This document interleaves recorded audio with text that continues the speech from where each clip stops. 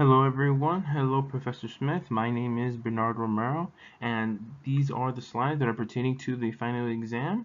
The title is The Names of the Witch and the historical figure Biddy Early. Okay, so this is just a brief summary on the chapter Names of the Witch. In this chapter, written by Dashu Max in her book titled Witches and Pagans, introduces and enlightens her readers regarding the numerous different names that witches have been given over the centuries and throughout languages and cultures. She points out specifically that modern Western culture and its history have been misled and have many misconceptions regarding the topic of witches. She further explains that witches and the subject of actually hold very authentic cultured practices. And right here you can see the her book, which is the book Witches and Pagans, and the Names of the Witches, a chapter within the book. And this is a picture of Dashu Max. This whole chapter entails the oldest names for witch in European languages, emphasizing their spiritual gifts. Such names for witches would fall under their gifts such as divination, shapeshifting, and even incantation. The focus in these slides will be healing, which is regarding herbal knowledge, which is what the healers use. There have been many names for witches that have been associated with medicine and healing abilities. For example, and I do apologize if I mispronounce some of these names, one would be from the Frankish name Iberia, which means herb woman, another one by the Spanish word herbolera, which means herb woman as well, and an Old English Libistri translating to female healer, and in its entirety it represents a woman who works with life force, so a medicine woman. The Romans had a primary name for a witch as well. It was Styria, from the Latin word strix, which means screeching owl.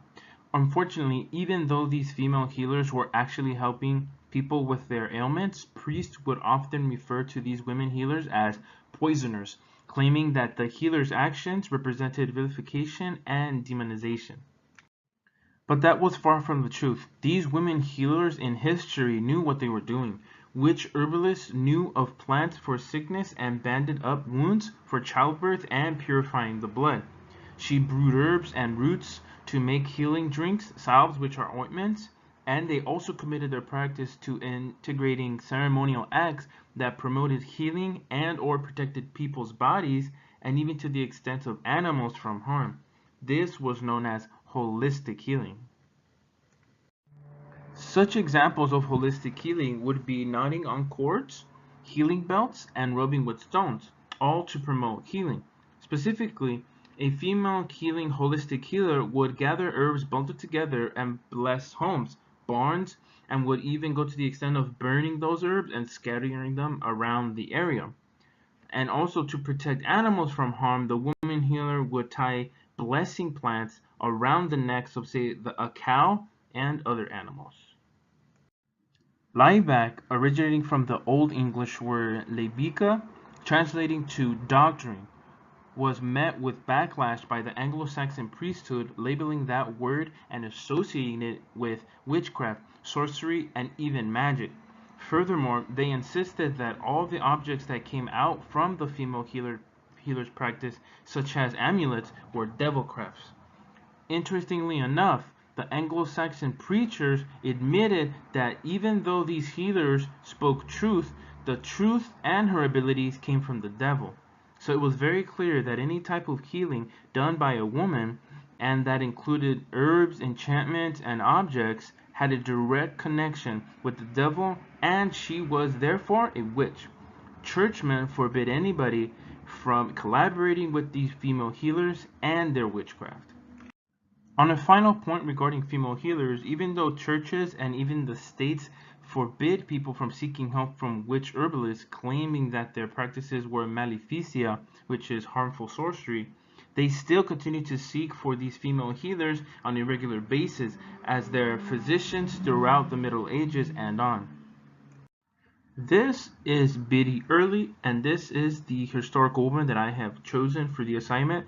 and she has many traits and she has faced oppression that relate to the past lives that I have spoken about, healers and this specific type of witch.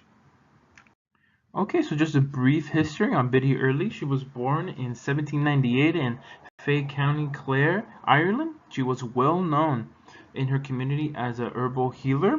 When she first married, out of the 4 husbands that she outlived, she moved to Fico, Ireland. It is said that Biddy inherited from her mother the talent for herbal remedies for general ailments.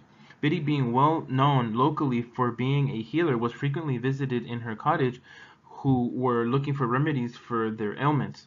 Clearly, Biddy, being a female healer and having a reputation for it around her community, puts her traits in line with those traits and examples given under healers by Names of the Witch. The Catholic Church in her community was well aware of her healing practices and did not approve of them at all. The Catholic priest discouraged and forbade residents from visiting her.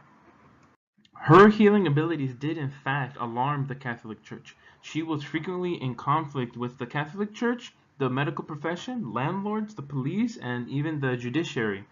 This disapproval from the church matches perfectly with chapter 3's text Names of the Witch, pertaining to the fact that churches frequently spoke negatively about female healers and herbalists.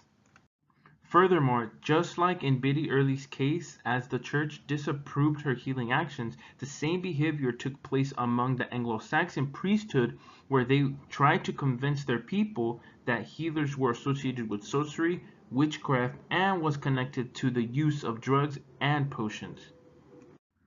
In 1865, Biddy Early was questioned by a Limerick doctor regarding her healing methods and was eventually put in trial before a court and was charged with a witchcraft statute.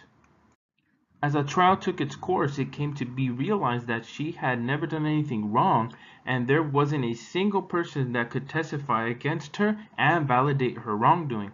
Here we see a correlation with being a woman healer professionally and being labeled as a witch. Biddy Early died in 1874 of April, with having outlived her 4 husbands she had throughout her life. She simply died of old age. Okay, so that's it, and this is my works cited page, as you can see right here, and thank you so much for watching.